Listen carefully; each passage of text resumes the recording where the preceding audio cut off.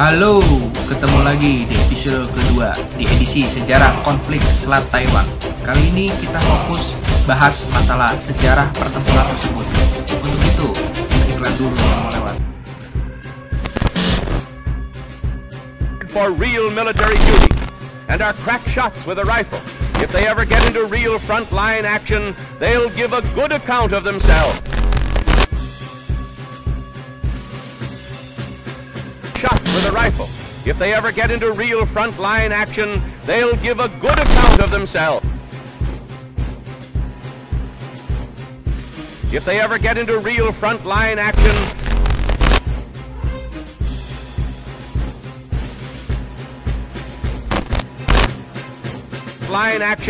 they'll give a good account of themselves.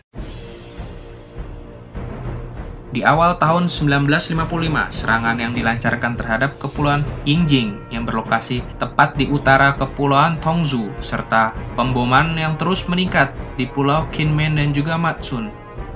Tanggapan Amerika Serikat terhadap serangan ini yang dikeluarkan melalui kebijakan yang disebut Resolusi Formosa, yang disahkan melalui Senat Amerika Serikat dan ditandatangani oleh Undang-Undang Amerika Serikat pada tanggal 29 Januari 1955. Wih, ribet banget ya.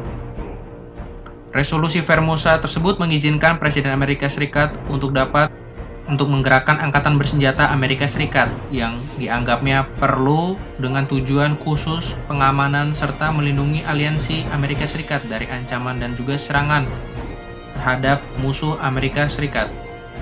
Tersirat juga analisa terhadap resolusi tersebut, di mana dalam hal ini sempat terdengar juga adanya isu untuk membuat pemerintahan Eisenhower yang akan menggunakan penggunaan senjata nuklir Amerika Serikat terhadap RRC jika konflik di Selat Taiwan terus meningkat. Pada September 1954, rencana sebuah serangan nuklir sudah sempat direkomendasikan ke kantor Presiden Amerika Serikat oleh Kepala Staf Gabungan Amerika Serikat. Wow. Hal ini membuat Jenderal Douglas MacArthur bersikeras untuk menggunakan nuklir untuk menyerang Cina. Nah, lo kayak masuk kru itu. Di lain sisi, pertimbangan atas desakan aliansi Amerika Serikat, yakni NATO, mengecam bahwa senjata nuklir jelas tidak disarankan karena penggunaan nuklir hanya akan memicu perang dengan koalisi negara Soviet yang lebih besar. Untungnya kiamat karena baku hantam nuklir pada saat itu benar-benar tidak terjadi, dikarenakan situasi konflik di Selat Taiwan sempat menurun. Lanjut. Dengan pergantian kendali Pulau Yingjing ke pihak RRT, selanjutnya Beijing mengalihkan perhatian dan juga kepentingannya terhadap Pulau Daichen. Sementara Taiwan berusaha memohon ke Amerika Serikat untuk menyelamatkan pulau tersebut, tetapi Amerika Serikat tetap kokoh terhadap kepentingan strategisnya dan sangat menyarankan kepada Chiang Kai-shek untuk meninggalkan pulau tersebut dan fokus pada pertahanan mereka di area yang hanya dekat dengan wilayah Pulau Taiwan. Tentunya ini adalah pilihan yang sulit bagi Chiang Kai-shek dengan mendengarkan nasihat Amerika Serikat yang hanya mau berfokus pada pertahanan di pulau utama Taiwan. Emang susah sih kalau namanya ngendel, di mana posisi suatu negara yang minoritas aggregate power gitu ya, sehingga sangat tergantung sama negara lain sih. Meski dia takut dampak dari upaya pendudukan RRT terhadap pulau tersebut akan berdampak pada psikologis militer Taiwan, namun di sisi lain Chiang Kai-shek justru lebih takut lagi bila sempat kehilangan dukungan Amerika Serikat dan akhirnya dengan berat hati sisa-sisa prajurit ROC di pulau tersebut dievakuasi ke pulau utama. Ini emang sih pilihan yang bijak, cukup rasional, ya walaupun berat dirasa bagi Taiwan. Tidak lama kemudian, Perdana Menteri RRT Zhou Enlai mengeluarkan pernyataan bahwa RRT akan melobi untuk berdamai jika kalau Taiwan bersedia membawa kedaulatannya di bawah kendali Beijing dengan cara damai dan tidak akan adanya upaya penaklukan melalui militer.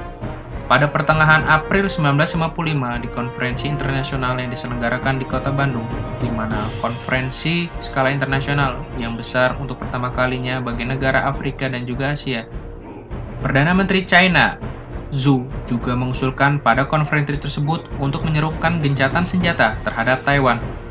Pada pembahasan tentang kedua negara tersebut yang didiskusikan lebih lanjut antara China dan juga Taiwan, Amerika Serikat sebenarnya merasa keberatan pada janji RRT yang tidak lagi akan menggunakan militernya terhadap Taiwan, yang dimana disebutkan bahwa RRT telah berjanji tidak akan menggunakan kekuatan militernya untuk memicu konflik. Tetapi dari pandang RRT yang menganggapnya bahwa Taiwan tuh sebenarnya masalah internal negaranya saja yang menjadi haknya untuk tidak mengakui Taiwan sebagai negara merdeka, sehingga ketidaksepahaman pun mulai muncul. Cina melihat hal ini sebagai upaya campur tangan pihak asing terhadap urusan China, dengan adanya Amerika Serikat serta kepentingan kekuatan asing yang lain. Pada dasarnya, sejarah kedua negara tersebut juga menunjukkan bahwa Cina dan juga Taiwan adalah saudara. Menurut Cina sih gitu, mungkin karena sama-sama satu ras kali ya. Pada pembicaraan yang sama dalam konferensi tersebut, Amerika Serikat melalui pernyataan yang mengejutkan bahwa Amerika Serikat bersedia secara resmi mengakui keduanya sebagai bagian dari China. Ya, tentunya ini merupakan sebuah pengakuan yang sangat dicurigai oleh pihak Cina. Namanya juga rivalitas, pasti selalu ada curiga-mencurigai dalam politik dunia. Tentunya meski gencatan senjata terhadap konflik tersebut segera mereda, tetap sebenarnya inti dari masalah kenapa situasi konflik tersebut terjadi itu belum benar clear. Bagi catatan bahwa pada saat itu sebagai tanggapan atas wacana Amerika Serikat terhadap penggunaan senjata nuklir untuk menghadapi China, di pihak Cina juga memulai program pembuatan senjata nuklir sendiri. Nah, memicu perlombaan senjata ini. Jadi ya kemungkinan konflik tersebut terus ada karena sistem perlombaan senjata juga terus ada. Tanpa adanya resolusi untuk menyelesaikan masalah ini di konflik tersebut, kedamaian di sana hanya bersifat relatif sementara antara kedua negara tersebut. Tetapi hal ini hanya masalah waktu sebenarnya bagi pertempuran lain yang akan terpicu. Pada 23 Agustus 1958, kebijakan RRC yang masih ingin merebut kembali Taiwan, emang ini belum puas aja nih si negara panda, dilakukannya dengan mulai membombardir Pulau Matsun dan juga Pulau Kinmen yang tentunya melanggar kesepakatan yang sudah terbentuk. Tentunya keputusan nekat ini dilakukan tanpa persetujuan Uni Soviet. Jadi tidak mengherankan bila krisis kepercayaan di blok timur antara Uni Soviet dan juga negara Republik Rakyat Cina mulai terjadi nih keretakan rumah tangga. Pada tanggal 25 Agustus 1958, pasukan RRT mencoba mendaratkan di Pulau Dongding, di pulau kecil 25 km ke arah selatan, Pulau Kinmen dan juga Pulau Matsun. Ini dilakukan sebagai upaya untuk memotong rute pasukan logistik antara Taiwan dan juga wilayah pulau tersebut. Namun pasukan RRT dapat dicegat oleh pasukan laut ROC. Dalam serangan RRT itu tentunya dapat dipukul mundur.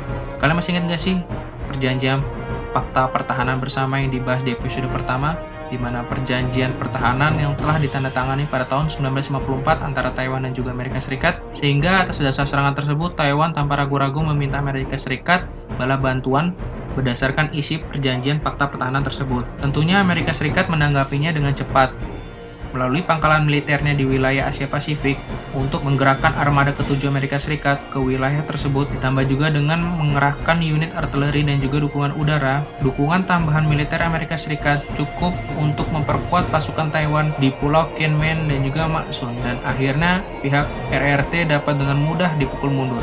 Dukungan kekuatan Angkatan Laut Armada ke-7 Amerika tersebut bertujuan untuk menjaga pasokan vital rute logistik untuk dapat membuka kembali setelah konflik Selat Taiwan yang kedua tersebut. Dengan ditandai adanya bantuan Armada ke-7 tersebut, dan konflik Selat Taiwan yang kedua dapat berakhir. Sementara sih, walaupun menghadapi jalan buntu terhadap upaya perjanjian penyelesaian, Uni Soviet juga pada pernyataannya secara terbuka menyatakan bahwa negaranya tidak ada sangkut pautnya dan hubungan atas serangan Cina tersebut dan berjanji tidak akan terlibat dalam pertempuran di wilayah itu lagi. Selaras dengan faktor tersebut, Menteri Luar Negeri Soviet Andrei Magyomko melakukan perjalanan ke Beijing untuk mendesak Tiongkok agar berhati-hati dan menyarankan untuk mencari penyelesaian atas konflik tersebut. Ya, karena Uni Soviet tahu kondisi negaranya yang tidak stabil karena mau dekat dengan masa keruntuhan negara tersebut ya. Sehingga akhirnya atas intervensi Uni Soviet tersebut, Menteri Pertahanan RRC, Peng Dehu, akhirnya menawarkan gencatan senjata pada 6 Oktober 1958. Secara resmi, itu adalah akhir dari konflik kedua di Selat Taiwan. Jadi analisa apa yang Jadi analisa apa terhadap arti dari rangkaian peristiwa di konflik tersebut? Gambaran yang cukup besar menunjukkan bahwa Amerika Serikat bersedia untuk mengambil resiko atas konflik yang lebih luas untuk melindungi sekutunya. Ini jelas penting untuk Angkatan Bersenjata Taiwan, tetapi kepentingan Amerika Serikat untuk mengirimkan pesan yang kuat ke sekutu Amerika Serikat yang lainnya di seluruh dunia bahwa Amerika Serikat akan pasang badan. Dampak besar lainnya dari krisis Selat Taiwan adalah awal dari program nuklir Cina. Orang Cina menyimpulkan bahwa mereka harus memerlukan tenaga ahli nuklir agar dapat dianggap lebih serius untuk mengimbangi kekuatan great power Amerika Serikat yang memegang kekuatan dunia. Konflik kedua juga menunjukkan bahwa Cina mempertaruhkan hubungannya dengan Uni Soviet, dan pecahnya konflik kedua tersebut dengan pengkhianatan yang dilakukan Beijing yang telah memulai perang tanpa konsultasi ke negara Uni Soviet sebelumnya. Di sisi lain, dampak ini juga berpengaruh ke Moskow dengan berkurangnya krisis kepercayaan terhadap komunis di pihak internal negara pusat komunis, yakni di Uni Soviet. Hal ini menunjukkan mulai terjadinya banyak perpecahan di skala global di dunia komunis. Lalu kemudian bagaimana untuk keamanan Taiwan? Nah, ini tentunya akan tetap berbahaya sampai tahun 1970-an dan sampai dengan adanya normalisasi hubungan antara Amerika Serikat dan juga RRC. Tentunya konflik peristiwa tersebut akan kita bahas di episode yang lain. Karena kalau kita bahas di sini akan panjang.